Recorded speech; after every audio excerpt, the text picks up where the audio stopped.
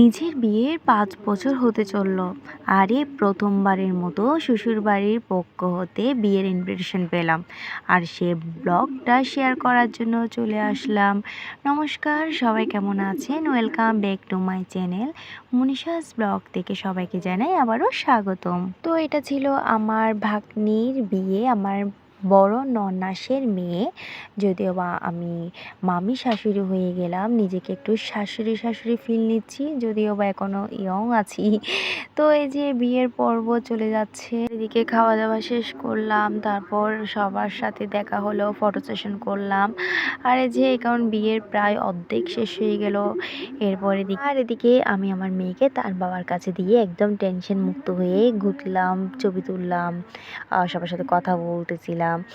আর তারপর হচ্ছে যে অন্যদিকে আবার গানের প্রোগ্রাম শুরু হয়ে গিয়েছিল, তো ওখানে একটু গেলাম। তারপরে এদিকে আমার মেয়েও একটু বিরক্ত করতেছিল, প্রায় রাত 2টার মতো বেজে গিয়েছিল।